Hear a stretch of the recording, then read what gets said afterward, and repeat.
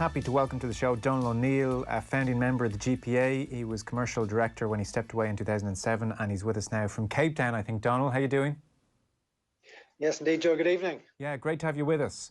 So the annual GPA report was published today. I don't think there's anything earth-shattering in it, but it might be just an opportunity to get your sense of where the GPA is, where it's going, where it's trying to go in, and how good a job it's doing.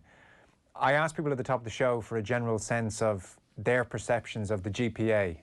What do you suspect came in from the public at large? Well, you'll have a mixed bag, of course, and that's, I think, necessary. It's also unexpected.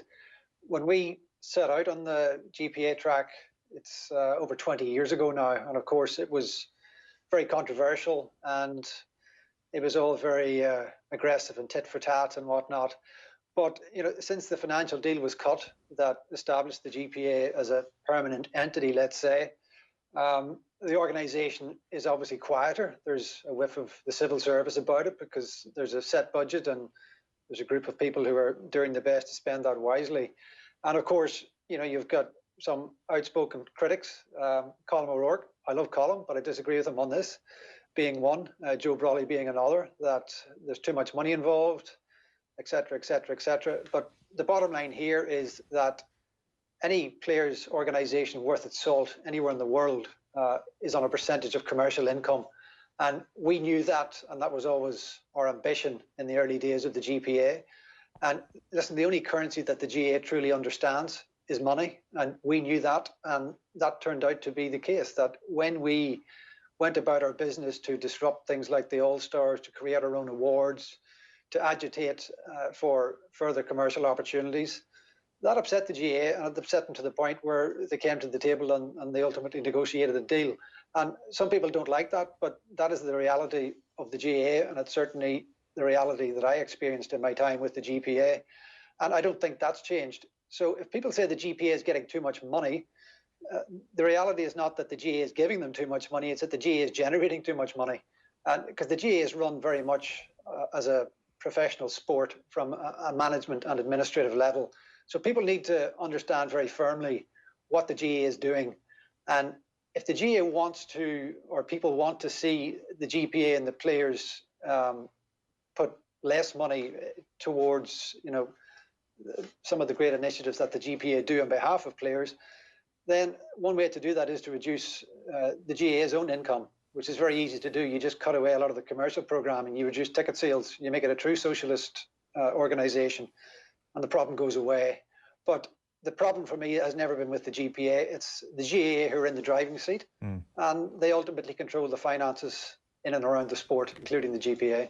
Well, I definitely agree that the GAA could be a far more socialist organisation. There's no reason why we shouldn't have ticket prices the envy of other sports right across the world, and we haven't gone down that route, and I don't know why.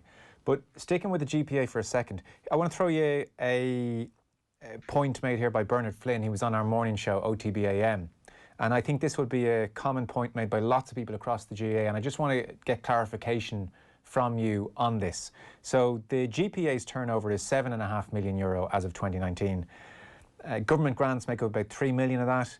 The GAA deal, which is 15% of revenues from the GAA, goes to the GPA. So that 15% is about 3 million as of last year. And then they raise about 600 grand themselves, which is about 8% of revenue. But on that point of the money coming from the GAA to the GPA and the independence of the GPA as a result, here's Bernard Flynn speaking this morning. Have a listen. The biggest problem at the moment, the GPA are compromised.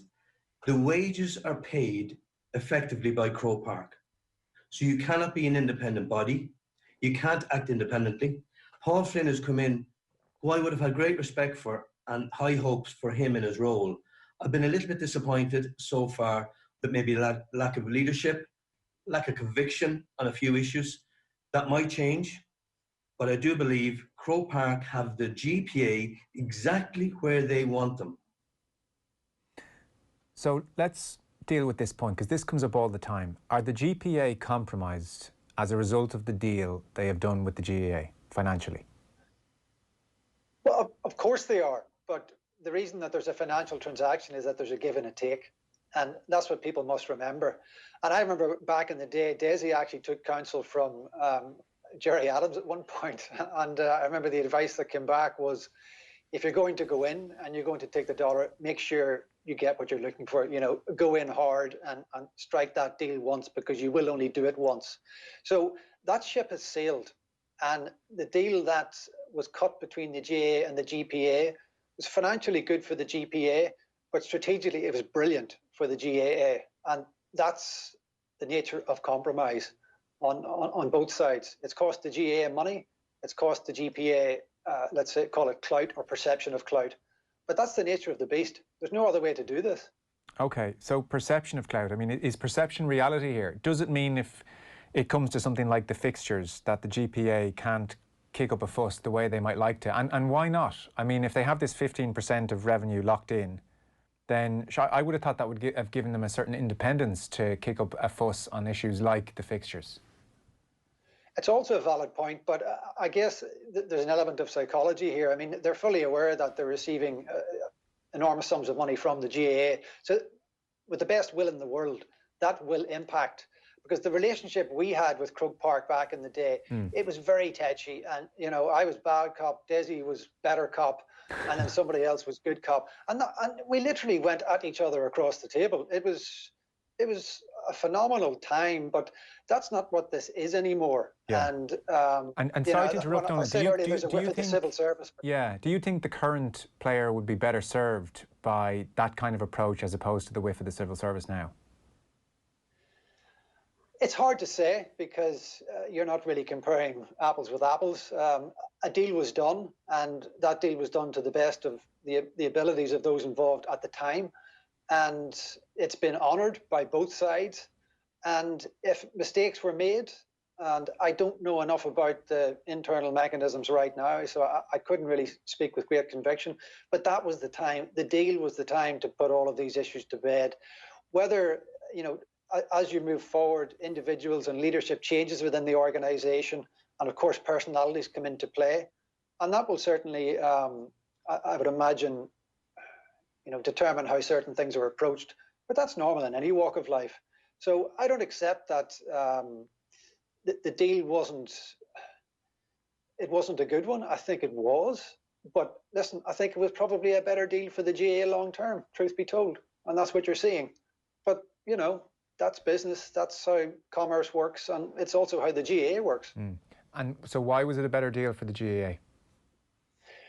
Well, I mean, it gives them control over it, and you know, when we were agitating and we were outside, it's very, very difficult to control that. I mean, they thought individually that I was a complete antichrist or some type of renegade, and you know, they made overtures to me to sort of buy me over, and when that was rebuked, they didn't quite know what to do, because it wasn't about money at that point, and certainly not for me individually. So, you know, they do business in a certain way, and now the GPA has entered an agreement that is pretty much on the GAA's terms, and that's why that large sum of money is going across the table, because the GAA are getting something meaningful out of it. And, you know, that's the trade. That's how the business of sport works. That's why athletes do endorsements, and that's essentially what this is. The GPA are endorsing the GAA by taking that money. Okay.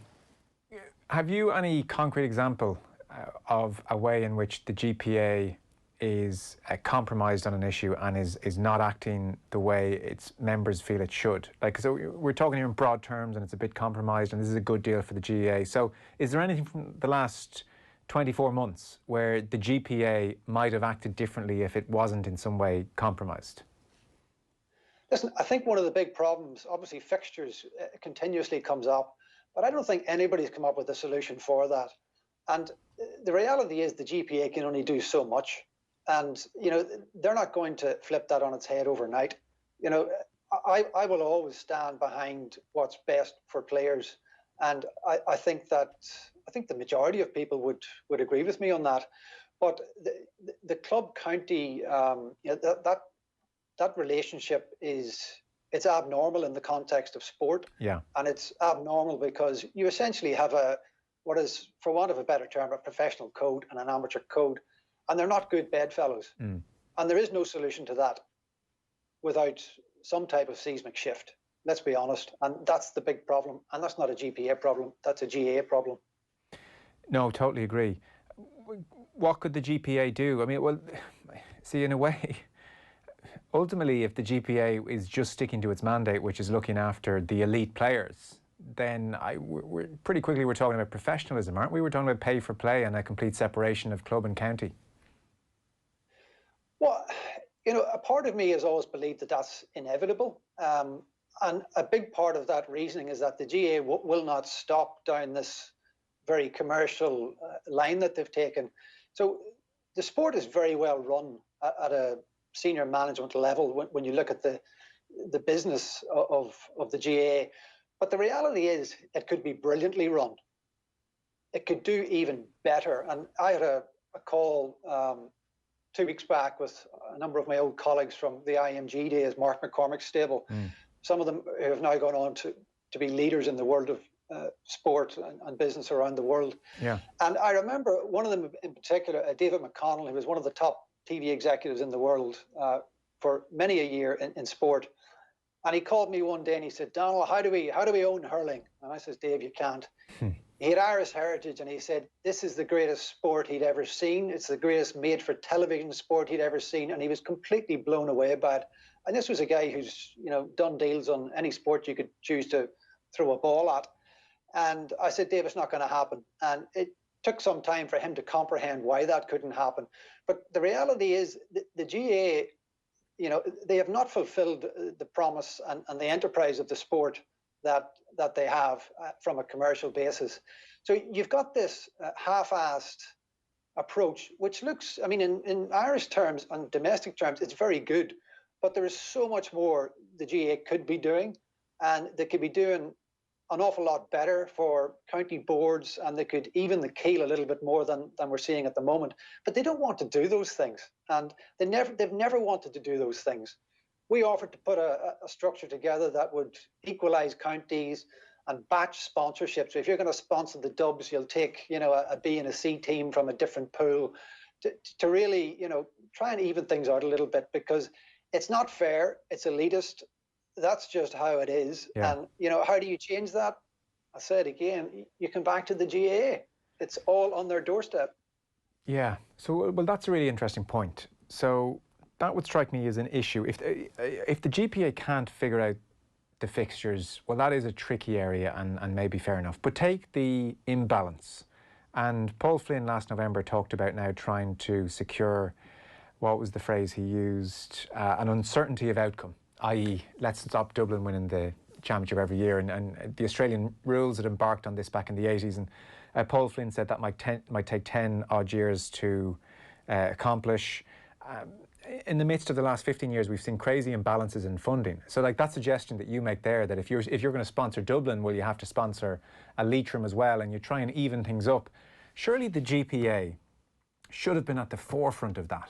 Should have been saying, we represent the players of Leitrim as much as the players of Dublin. And it should have been like a red line issue. We are like, this is not a negotiation. We're out on strike unless we do this. We're looking after all our members. Is that the kind of issue where, you know, Bernard Flynn makes the point they're a bit compromised? Is that an example of where the GPA are not taking a lead, and they really should be, if they were serious about what their business here? Because otherwise I don't know what they're in the business of trying to do. Well, I can tell you, we tried very vigorously to make that happen. We sat in Croke Park with Liam Mulvihill and Dermot Parr, and we said, we can do this. You know, we can. And I said to Dee Parr, I said, this can be your idea. Here it is. Yeah. You can have it. Yeah. But you got to do something, because 10, 15, 20 years from now, this is going to be, no one thought it would go to the extent that it has. And I spoke to my cousin James McCartan today, and, you know, reminds me of him on television 5-6 years ago saying, you know, God, the Dubs are going to lord us for 5 years. Yeah. He came off the TV that night, told me the next day, I actually think it's going to be 10. I was just afraid to say it out loud. And that's where we are now. And that's systematic. It's been created by the structures that the GAA have put in place. They've let county boards wither on the vine. And with that, they've let, you know, great players, you know, fade away. And they don't care. And how culpable is the GPA in all of that? Well, I can tell you at the time, we went to war on that issue. We were very, very adamant that something had to be done. Now, we were still outside the tent, and, and you know, we kind of didn't have a pot to piss in at the time, so it's not like we had huge resources. But we looked at all of those things in great detail, and we presented options, and they were just brushed aside. Ignored. But I think now we're seeing that an issue like that is probably even more compelling and possibly more interesting. We also agitated, I felt for a long time, the GA should have had its own television channel. You know, they love building infrastructure. Well, you know, how great would it be if every club and county ground in the country had the ability to broadcast live? You could go on there as a member of the GA and watch any game for free, because the television rights, the way they've carved that up, is pure professional. There's nothing amateur about those deals. Yeah, sure. And so when you say there, for instance, on that sponsorship issue, that we pushed for it and we fought for it, and at that stage you were outside the tent. So now that the GPA is inside the tent, in effect, is it more influential? Is it more powerful? Are they having the same robust discussions, do you suspect, at the moment about the issue of funding and you know, like, kind of throwing their weight around a bit? That's the thing that's hard for us to deduce on the outside at the moment. Well, you also have to know your way around this.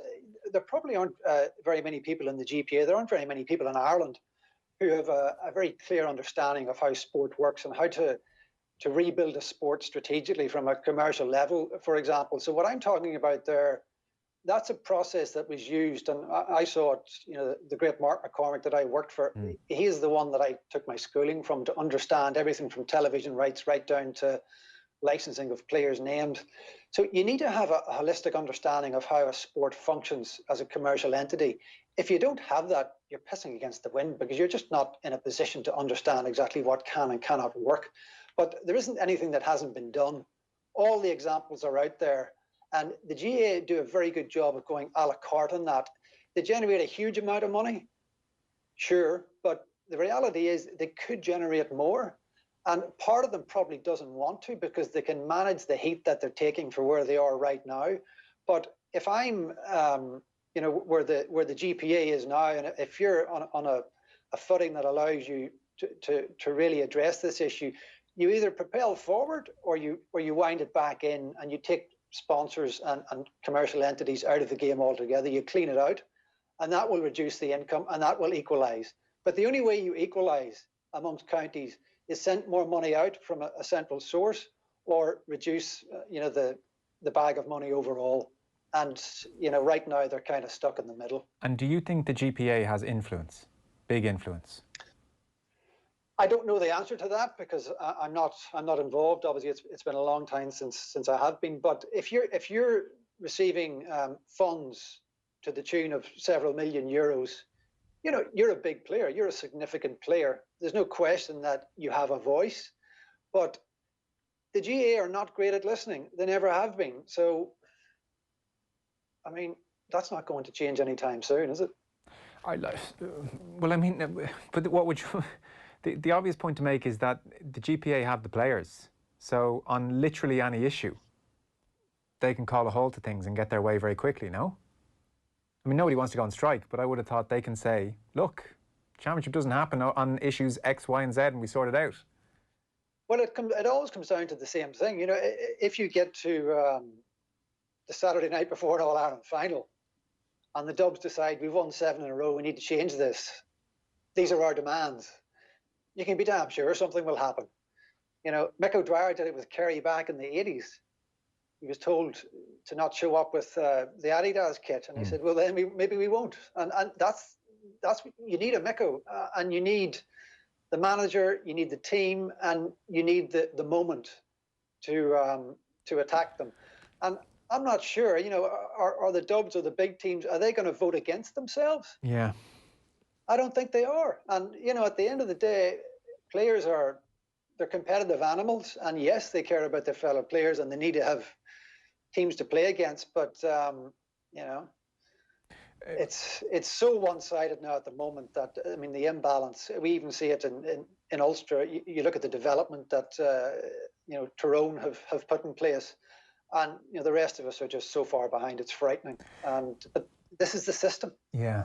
So 80% of the money they accrue across a year is spent on welfare programs, and you know, be it addiction issues or counselling or medical services, all of that stuff is up and running, and career advice, and that's all great.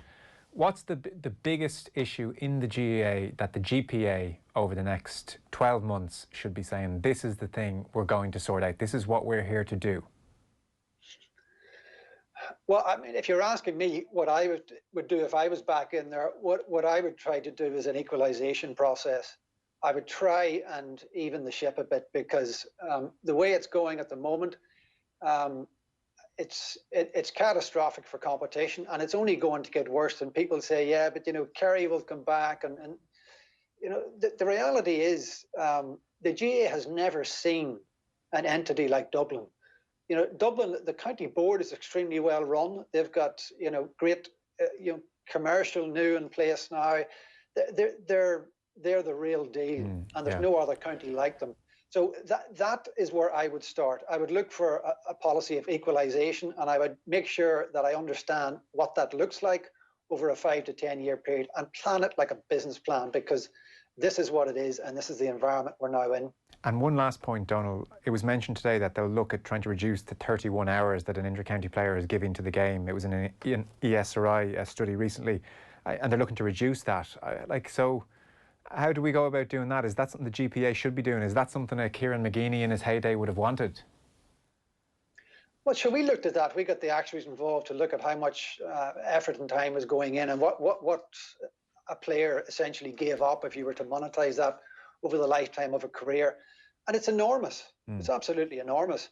But you're talking about competitive athletes. The last thing they want to do is take a step back. And again, the GAA structures do not allow them to do that, because if they take a step back at county level, they'll take another step forward with the club. I mean, there's just no getting away from it. And the number of teams that a lot of these lads are playing for, that hasn't changed in 30 years. I mentioned James McCartan. I remember we sat down when we were at Queen's University. He was playing for down under 21s, seniors, Ulster. He was playing for Ireland. He was playing Freshers and Sigerson with Queen's all at the same time. It's absolutely criminal, but that hasn't changed, and that's 30 years ago. But that's on the GPA too, no? But is it? You're back to the fixtures, and you're back to the fact that everybody has to buy into it, and the fact that there are no contracts and there is no currency per se.